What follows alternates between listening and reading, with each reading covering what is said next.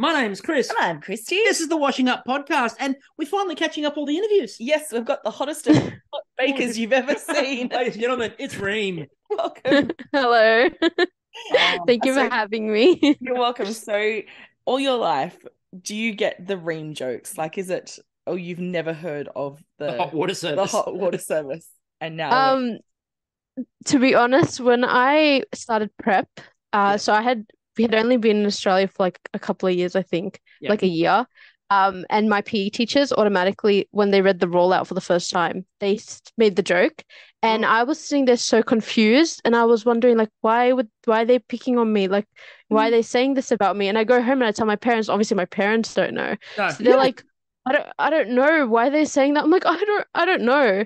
And then it happened for so long. And then my parents like to me, just tell them to stop. So like I went up to them, like built up all my courage, and I was like, I don't like it when you do that. And they were like, oh, sorry.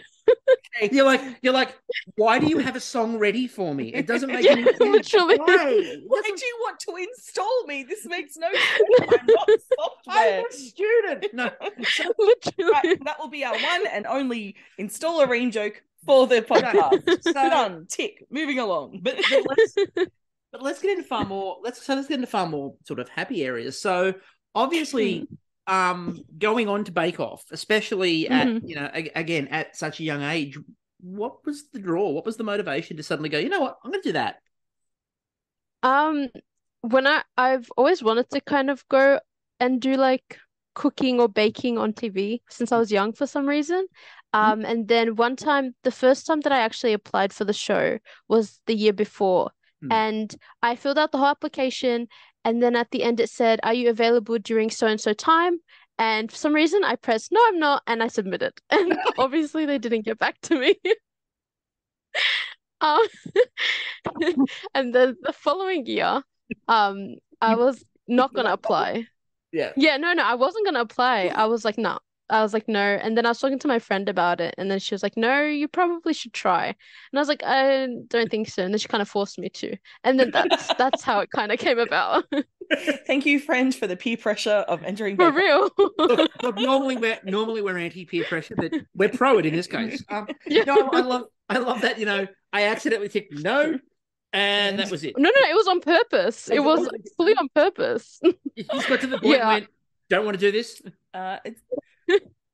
So now that you've done it, how do you feel? Like, yeah, like we're proud of you. I feel like proud parent. Thanks. Like, is it worth Thank you. it? It was. The reason that I had originally pressed no was because I was doing uni, and I was still doing uni Yeah. while I was on the show. So yeah, but like it was worth it. Like I just was like to my professors and stuff like, hey, I'm just not gonna be there. Can you please do I'm it with that? missing. I'm doing a thing. I can't tell you what the thing is, but I'm doing a thing. Basically. Look, it's personal circumstances, and then you suddenly appear on TV, and they're like, "So, Where's our cake? personal circumstances, huh?" And you're like, "I still get that like dispensation." I brought you a slice. Here's some biscuits. Okay, you were in class all the time. Yeah, literally. I can get like Darren Purchase or Rachel Koo to record like your voicemail. Like that's a Yeah, payoff. give me like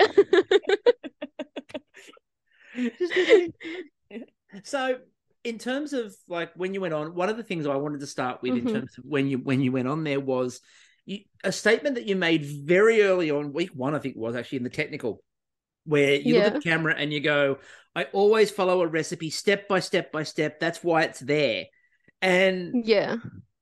how did that mantra change as you watched the technicals unfold more and more and more? Uh, no, actually, I was reading that recipe constantly. Like, I never put it down ever. Like, you can see me in the back of some shots, and I'm over the stove, and I'm still holding that recipe. And I kept reading it. I literally never stopped, never once stopped, because it's so scary, and it's the only thing you have to hold on to. You know what I mean? Physically and like mentally. They get to the judging. What you didn't see was in some of the judging, they edited it out beautifully. She just got in front of her, just the recipe. Just, I just we can put it down now, Reem. No. No.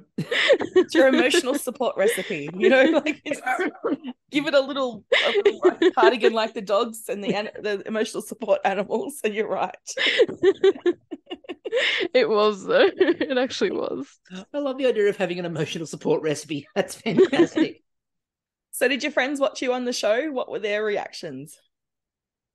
We had so some of my friends watched it, but it was mostly my like family and family friends, and they all kind of came over every time that the episode aired.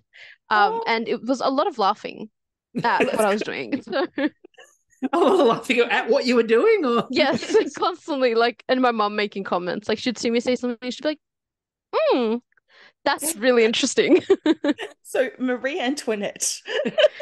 Okay. I was going to get there eventually, but you've jumped the gun. Now. You've jumped the gun. Because I wanted to ask about some family stuff, but we'll go to Marie Antoinette first. So, as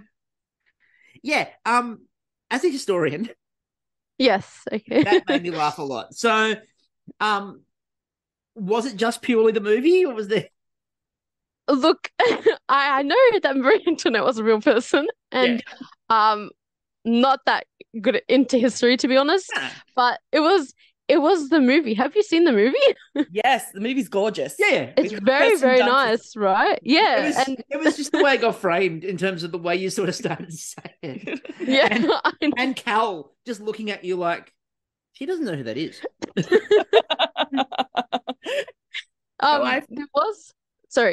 There was actually a let them eat cake bit in it. But they cut that out. I think I said something like I think I said something about it being a myth, and they probably cut that out because I don't know. And to be honest, historically accurate. It is a myth. She never said that. Oh, amazing. She never actually said that. There was references to things, but it wasn't so much cake. Anyway, this isn't a history podcast. We won't go into Yes, sorry.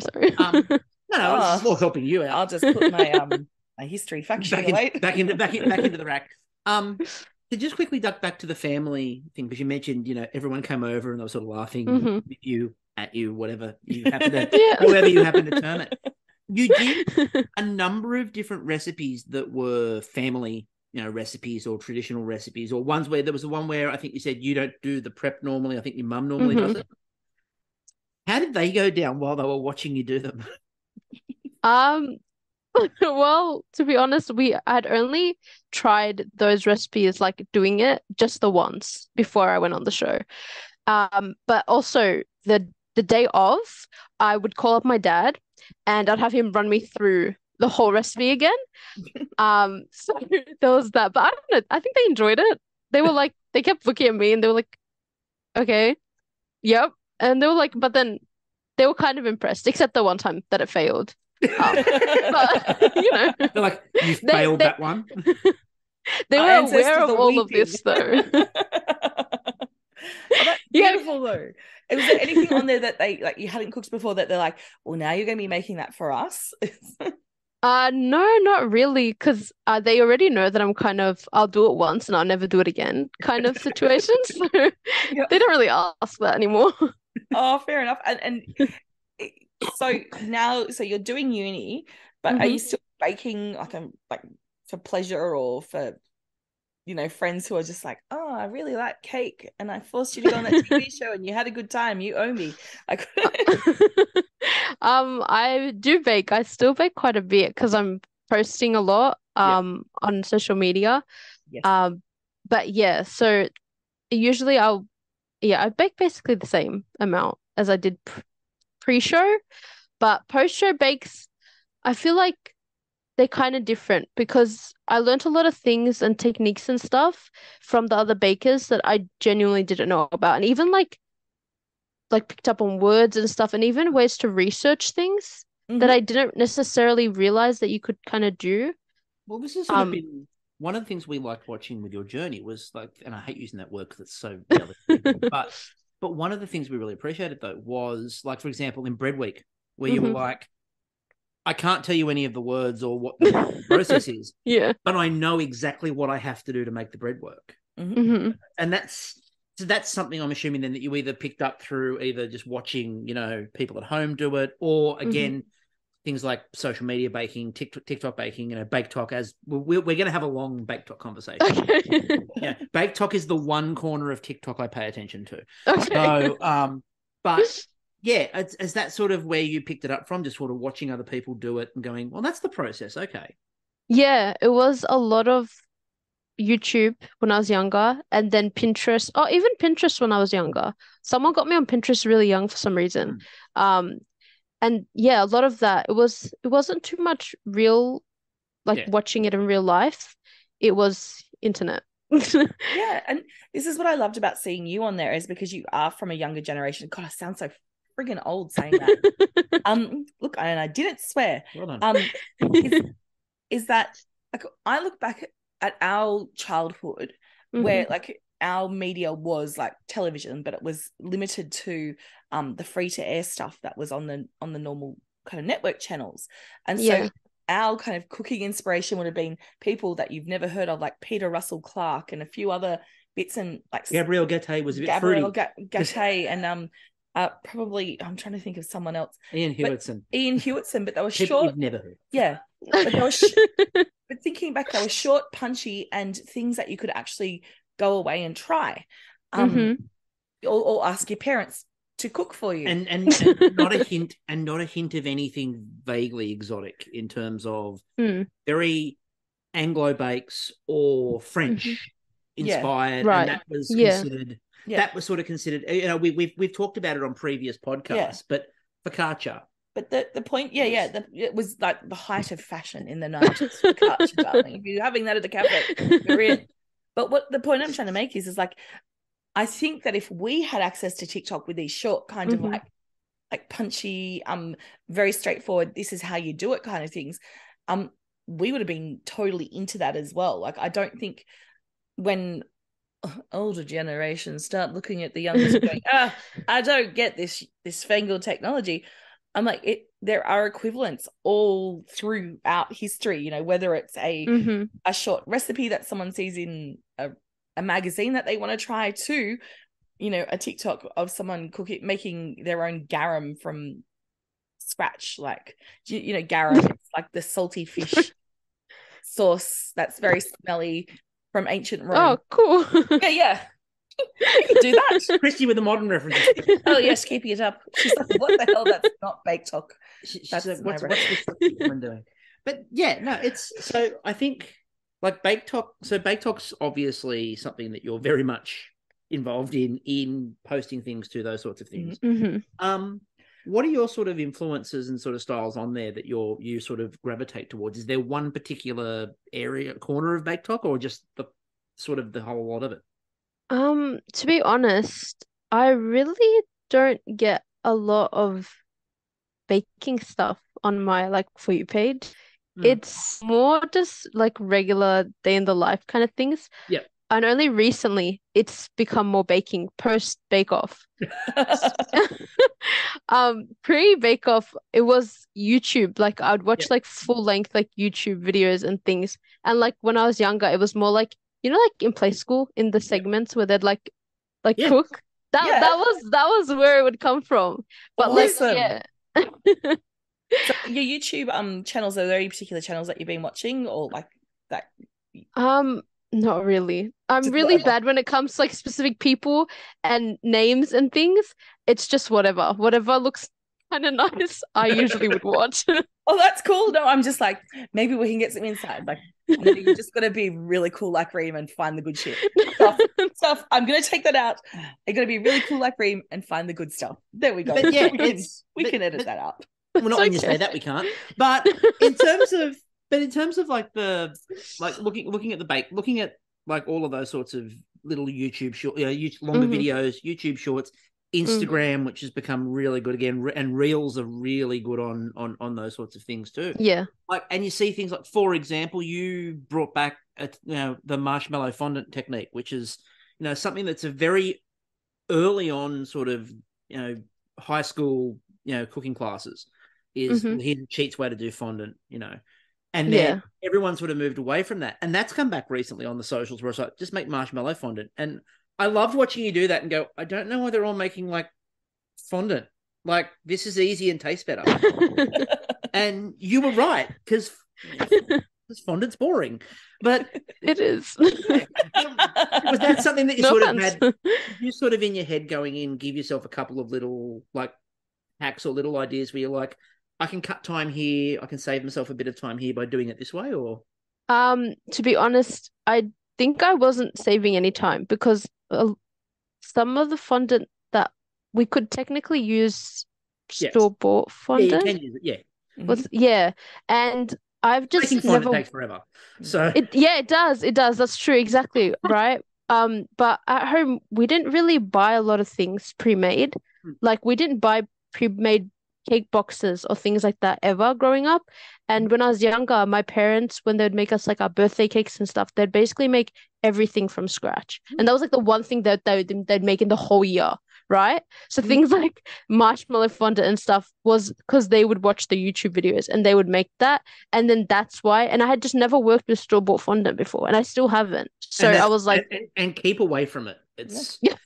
I'm fondant is one of those things where I think, and again, I know, and I know there'll be someone out there going, but they did a whole challenge on fondant biscuits, and yes, they did. But fondant is one of those things when I think of it, especially on food television, I think of Cake Boss and those American shows where it's a boring vanilla cake, some Rice Krispie squares, and a big sheet of fondant over the top, and they're like, "Look, it's amazing!" And it's like, it's an atrocity hidden behind fondant. It's art, but it's not edible. That's no, it's not. Fondant. That's why I said when you did the marshmallow fondant, I was just like, that is so much better because it's actually going to taste decent. It's definitely not like the store bought or free. I've spent hours making this fondant. Why? That's true. Why have you made this fondant like this? So very true. What are your other YouTube and TikTok rabbit holes? Like I like parrot videos at the moment. They're my thing. So talking parrots. Yeah, Kristie is very much down a talking bird rabbit hole. Horrible. There's one called Hamlet, who is a little Indian blue ringneck, and he and his owner. Oh my god, it's adorable. He's like, what? He's like, what doing? And he's like, it's just adorable. This little parrot just has so much love and joy. So I'm assuming it's not parrot videos for you, and I'll just be quiet for a bit and hear what the young people. No, that's okay. No, it's nice. Oh, occasionally, animals will maybe pop up on my For You page. Yeah, definitely not parrots. Apparently, I'm not a big fan of birds. But I guess a lot of things that I kind of like will be recently, it's like very cute, but still like edible baking, if that makes sense. Yeah. Like I think it's a lot of inspiration from South Korean and Japanese desserts. They tend to make them look really cute. Yes. But I like it when it's good flavor, and good like edible food, and it's still cute, and it's not a lot of effort to make it look cute. I've said cute a lot, but if you kind of but it's that and again, Bake Off has used the word kawaii a lot before, mostly inappropriately when they've done it because it's not quite kawaii. But right, no, I get exactly what that is. Very much sort of a trend, and you see that a lot. And again, one of the things I like with you're right with that Japanese baking is the Japanese and Korean baking in particular can do that looks amazing and cute stuff that still has the flavor. Whereas, as we said before, especially when you get like North American or those sorts of videos, they tend to just go slab of fondant, make it look amazing. Yeah, exactly. You don't want to eat it. Whereas, take me past a Japanese bakery and one of those and one of those. Yeah. And one of those. Exactly. Like they will make like it would be regular bread, but it would be like it's like the way that they do it. It's like a certain cut in a certain area, or like even like their cakes, it will be like they'll just make it more. It's kind of like gentle looking, if that makes sense. Well, the Japanese cheesecake, the infamous Japanese, which is spongy and really light, and you're like, exactly. I don't know how, but that's amazing. And yeah, it's those sorts of. It's the delicate nature, but it's still really flavorful. But exactly. I know what you mean by this, the cutting, like when you see like the little say that the little rice-based desserts, and they've got like the little, they make like little ears by just snipping the top of them, and then like yeah, triangle exactly. ears. It's, yeah. Exactly. It's like low effort, but the outcome makes it appear like you've put so much into it. Yeah. Yeah. But I guess one of the challenges then is that critical thinking of, when there's so many of these hack videos that have turned out to be dangerous, or you're just like, oh, that is stupid. Point? Like, why are you destroying a perfectly good pair of shoes to make something terrible? To bake. Never. I think what we're all saying here is never watch 5-minute crafts. Anyway, yes, or Tasty, Don't watch Tasty either, because those videos are not accurate or real in any way, shape, or form. Do you think like people your age and younger and stuff are getting better at discerning the like using that critical thinking of, well, that's a bit dodge, or is there like an automatic, like there'll be things that we say that will automatically go, no, that is terrible. Yeah, I just want to hear, No, I understand. I don't think so. Okay. I think everyone, like my friends will send me like videos and stuff, and I'm like, that's not realistic. Or like they'll buy like a bunch of things from McDonald's and put it in like a shake, and they'll be like, it's delicious, and they'll be like, what a great hack. And I'm telling my friends, like, it's not a great hack. That's not gonna taste good. It's really easy to stand behind a camera and eat it and say it tastes delicious. And trust me, like, I know, because you can be sad and you can sit behind your phone and make a happy voiceover, It's one of those things. And I mean, the one we watch a lot of is How to Cook That on YouTube. And I love Anne Reid. Yeah. I love Anne Reid. Yes. And I love when she takes those 5-minute crafts and those tasty videos to pieces. My favorite is the just melt chocolate in popcorn, and you'll get chocolate popcorn. And she's like, oh yeah, the bowl clearly changed. And that's now let's ruin one of my saucepans while I just throw all this chocolate in there. And I did that with sugar. And I ruined it. But that's the thing. Like that's I think why one of our sort of favorite channels is Anne Reid and How to Cook That, because it's really good to have someone who's a food scientist and a baker who sits there and just goes, no, look at this. Now let's critically evaluate this, shall we? Because no, this won't work. It'll just blow your microwave up. But it's great when you can find trustworthy like content producers, so that you've got like people that you can go to and go, no, this is going to be good. And that's something when I was watching you in the shed, I'm like, it's so good. I know I can follow Reem, and I know that she'll get good flavor profiles, even if she's cooking with, what was it, coffee or something that you don't like. And like, she's still you're still producing tasty things that you might not like the coffee, but we'll take it. That's fair. I like to bake with a lot of things I don't actually like. Like the pear pie. I don't eat pear. I would not put that in my mouth. Is it the challenge of making it work without eating it, or is it the possibly pushing yourself to look at ways you might like it, or is it just it sounds good, I'll do that? It sounds good, I'll do that. No, but that's especially when you're on something like Bake Off, that's a perfectly reasonable approach to go, no, that sounds really good. I don't know if I'd eat it, but I know that other people would, and I've heard this profile over and over and over again. And surely not every single baker and chef in the world likes every kind of food. Darren Purchase. I mean, Darren Purchase has told everybody that he likes matcha, and I mean that can't be true. I had to get it in some. It could be true. Matcha's not that great, but I mean, it's a pretty color. So, speaking of pretty colors in green, your last week, was that the green you were going for? No, it wasn't. And I was so hoping they would like it. I was really hoping they would like it. I saw it and I was like, oh, well, if I don't say that I don't like it, then maybe they will like it. That was my strategy in a lot of things. I was just like, I'll just be quiet and see how it goes. The correct bake-off strategy, and we've said this for years, and Sandra adopted it really early on with one of her challenges. The correct answer is, that's exactly as I meant it to be. You know, whenever they come over and go, is that how you looked at it? You go, yes. Yeah. It's burnt Reem. Is that what you intended? Oh, of course. You know, I'm going Flavour. Yeah. It's a new TikTok trend. Dark caramelization. You wouldn't get it. You wouldn't understand. Dark caramelization, it's a sponge. Dark caramelization, it's all over it. It's a great trend. But yeah, no, it's that there is that moment, and you sort of adopted it pretty well. Is that it's that moment where they come over and they ask you a question, you're like, can I pivot here and just go, yes, no, I 100%. That's what I meant. Is that something you pick up really early on where you're like, don't sell it, just pretend? Yeah, I went before I went on the show, I watched like the previous season like fully, and I was just studying it as if it was like an assessment or something. So I knew, I was like, okay, so you don't ever say that you didn't do anything. You don't say you missed, like, unless it's like really significant, you be quiet. Unless it's Gav in early on going baking powder, just no. Yeah, yeah. I think it's like that. You can't really not discuss.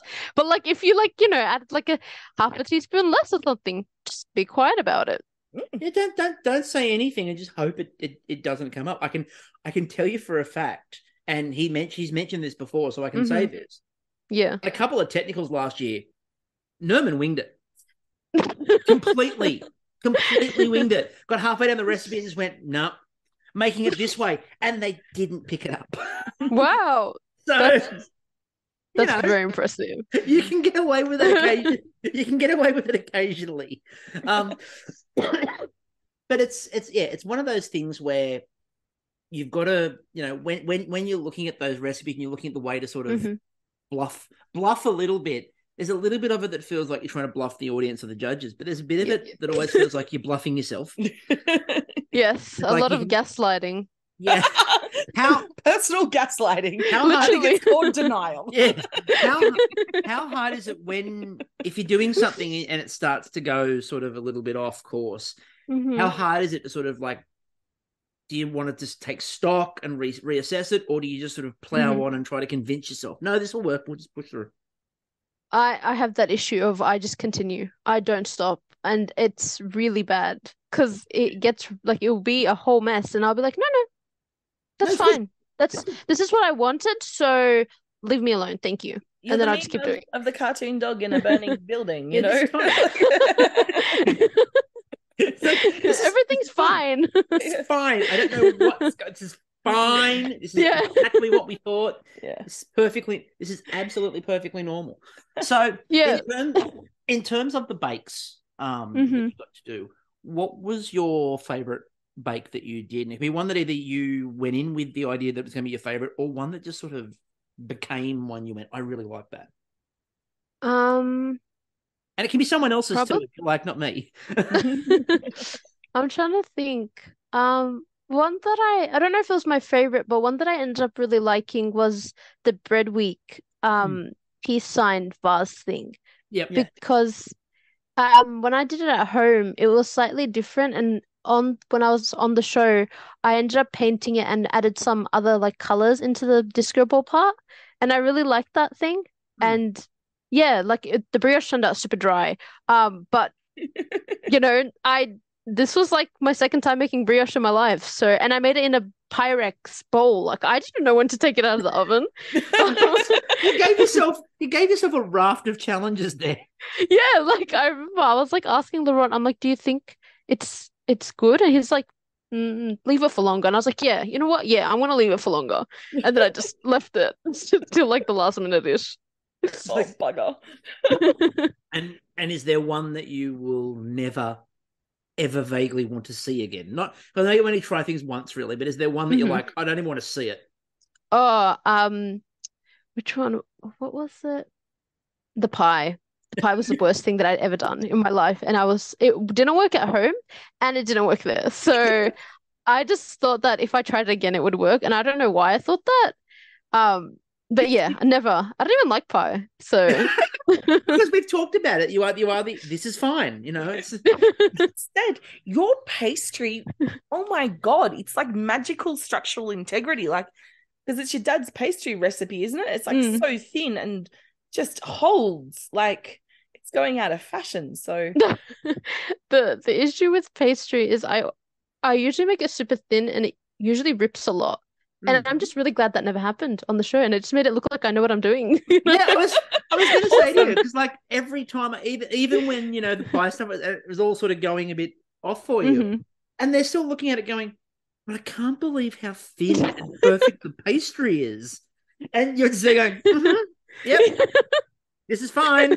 Exactly. That was actually me the entire time. To recreate that.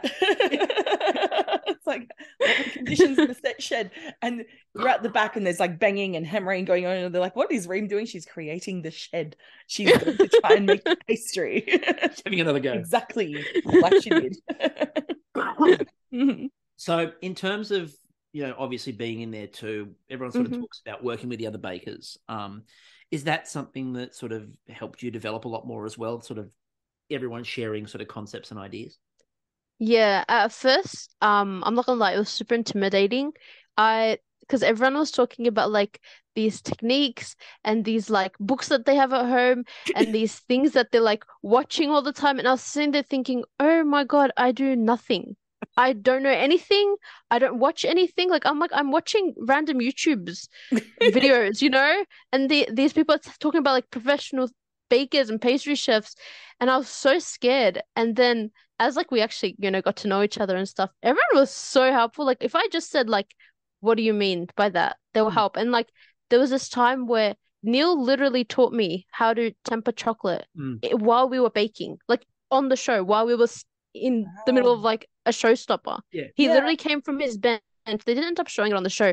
But he came to my bench constantly. He was just helping me learn to temper. And then I just learned from him, which was so nice of him. Yeah, because that's one of those things where I think it was, Cake Week he did it, but there were a couple of other weeks where you'd see Neil had finished really early and then just go, all right, who else? And go around and temper chocolate. I can do this for you. I can make this for you. The when Felicity went home and all that. And he just thrown over to her bench and goes, like finishes up and goes, I'm just finishing this up, and then I want to go make sure she's okay too, and running back over there to make sure she's okay. So in return, were you teaching him TikTok dances? Is that no? We need this. We need this. I don't think you understand how much we need Neil TikTok dancing. I think he would probably do it. I mean, I have a photo of him like jumping in the air next to a lake. This week on the show, he did a pose basically to get rid of Nat, but he did a pose.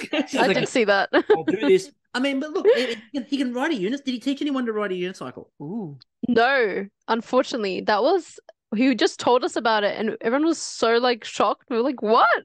And we didn't get to see it until we watched the show. I was literally watching the show, waiting for it. My favorite was the enthusiasm with which he did "I'm the star baker" while he was riding. It's like they clearly said to him, "Just say you're the star baker while you're riding." It's like, okay, I'm the star baker. So one of the questions I want to sort of segueing off Neil a little bit, because he I want to ask, okay, do you have any like hidden talents like that? Like, are you an actual like ventriloquist? Is there anything that didn't come up on the show that would have been cool? No, unfortunately not. I think the show basically got everything I have. So you gave the show all you are. You're young. I did. You've got time to explore crazy hobbies. But off the back of sort of Neil's unfortunate thing that happened to poor old Neil was every time he'd say something that would be what they'd then call his bake.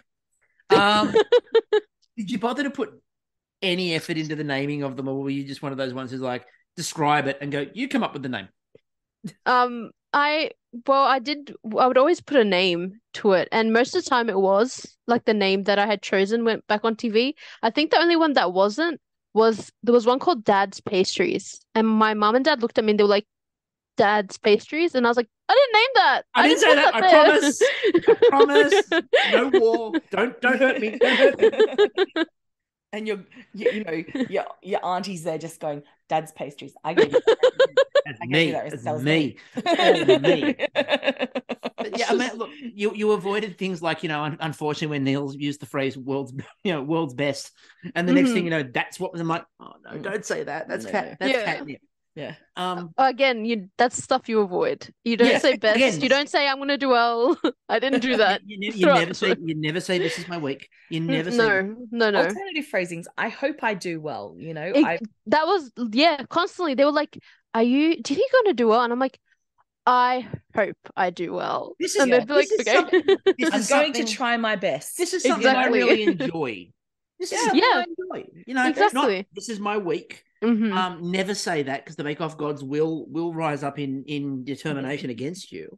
Mm. And that clip will come back at exactly. some point. And you're like, because they love it. Oh yeah, I always say it's catnip to producers. You know, this is my week. Is them going, ooh, great, save it, clip it, we've got it.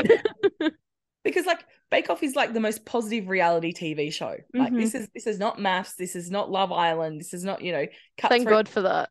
Yeah. Not Cutthroat Kitchen, despite their efforts this week of rapping Sandra. Okay. How did you guys go every time Cal came out with something different for her safety stuff? To be 100% honest with you, a lot of the times you're so wrapped up in your own bake, literally something like a full explosion can happen in the back and you will not realize. I didn't realize half the time what was going on. And when I'd rewatch the show and things were happening to other people, or like once we'd finish our bake and someone would be like disappointed or someone would be really happy, I'd have to go up to them and be like, so tell me, what did you do in this past 2 hours? Because I was concentrating on something else. Yeah. That looks incredible. Can you give me a rundown? Like, yeah, basically. A 5-second summary. Yeah, literally to everyone. I'd be like, yep, your turn. Okay. And that would be crazy, like being a baker in there. Like you could literally say Natalie and Darren did a full-on like tap number with like a musical theme. And people would just believe you. And Rachel and Cal are in the corner playing instruments for them. And it's like, you would not notice. Well, I mean, it makes Rachel Coos doing trapeze through the shed. And it makes it great when you get to the technical though, because you get to the technical and you don't know whose technicals are up there because you might be focused on yours. You're gonna be like, no idea. I don't know. You're like, I've heard this from one or two bakers. I want to see if it happened to you. Whoever decided which one was actually your technical, because I do know of one or two bakers who put it up there, sit down and go, which is mine? I don't remember. But the frame is facing you, so no, but I had someone, I can't remember which baker it was, but one of them was like, had like tunnel vision and like I forgot, and they went, which one's this? And nobody put their hand up, and someone had to nudge them and went, oh yeah, me. It was a couple of years ago. I can't remember what it was, but I'll go back through it. But yeah, because I remember that because I said the same thing. I went, but the photo's facing you, and they're like, tunnel vision, didn't see it. I'm just sitting there going, which one was mine? I don't remember it. Maybe it was me, because that sounds like something I'd do. Put it down. It would be completely right. It could have like flashing lights around going, Kristie, this is your bake. And I'd be like, I'm not sure. Oh, it is mine. Oh, okay. And apart from also getting the feedback from the other bakers and stuff like that, being able to get feedback from Darren Purchase and Rachel Koo, how sort of, especially early on in your baking, how sort of important is that to you to get that level of feedback? As in like post bake or like during bake? Well, during and post, because it's really well. First of all, I was super stressed a lot of the time, so how much I was listening and I wasn't. So it was like, oh, they'd say something great and I'd be like, oh my God, great. And then they'd say something bad and then I would concentrate on, not bad, but as in like obviously critical, like, not everything is perfect. That feedback, Yeah, exactly. And then sometimes my brain would focus on that a lot and then I would kind of like zone out. And then they'd be like, hey, Reem, smile, they're saying good stuff. And I'd be like, yeah, sorry. Thank you. Thank you. Yeah, for real. And it was, but it got better as the show continued. You're able to like, kind of understand what they're saying. And even in terms of, I think what kind of helped me, what I would pick up on more was in their like technical or when they would give other people feedback. That's what I kind of picked up on more than my own feedback. Yeah, which you're sort of tunnel visioning that one, but with everyone else, you can sort of hear it a lot more and go, oh, okay. Yeah, makes it a lot more. Makes it a lot. It's a lot easier to digest it when Yeah. you're not worried about yourself. You know, Yeah. not stressing so much about you. That's true. That's true. Yeah, yeah. No, that's actually true. Yeah. Yeah. And I think all of us, like, as we're being like watching the show and stuff, it's like we think. I think personally, I think you did awesome, Reem, and I really enjoyed watching you. I was a bit sad Thank when you you. went, but so much potential there. So, are you like, so you've got your TikTok and like you're doing the socials, Insta. Sorry, okay, No, both. I just sound like old. No, all. Just all. No, all I the have both. I have both. Yeah, yeah. All the socials. Excellent. Mm-hmm. And I know you're doing your degree. Like, is like baking going to be more of like a hobby, joyful thing, or you know, are you going to combine the two? Like, what are you studying? Like, are you going to do like molecular bakery? So I just started studying food and nutrition actually. Which is so cool because it's actually very relevant in things that I do. But I would like to do something. My biggest, I think, dream at the moment would be like having something where I can bake whatever I want and get money out of it. The next again, love it. Anne Reardon has that corner at the moment of the food science degree and being a baker as well. So there you go. Just hey Anne, I'll how to cook that too. I'll just get off the back of your cookbook. It'd be fantastic. Yeah. You know, creating bakes that are accessible, like texture modified foods, and you know, making it easier for people. Because I work with people with motor neurone disease and their families, and yeah, so a lot of the time, you know, like as their swallow declines and they still need. This is the amazing thing about MND is like you just see people and they've been healthy and fit all their lives, and then, you know, very conscious of what they eat, and they just get. This is the great thing about MND. Yeah, thank you. Pretend I didn't say that. What I mean is like just the reaction on people's faces where you're kind of like, you need to eat more chocolate, you need to eat more baked goods, you need to eat like more calories and stuff. So, you know, you could look at doing bakes and testing them out for people who need a high calorie diet and make them delicious. I'm just coming up with ideas. Thank you. No, thank you. You can have that one. I insist. You can have that one. So let everyone know where they can find you. So let everyone know, where can they find you on all of the socials? Everything is Reem_bakes. TikTok and Instagram. It makes it so much easier to find. Yes. You know, straightforward. It's very straightforward. It's very easy to find. It's been an absolute delight to get to talk to you, Reem, and it was great to have you to watch you on the show as well. Yeah. Thanks for coming on. Until next time, I'm still Chris. And I'm still Kristie. We'll catch you all later.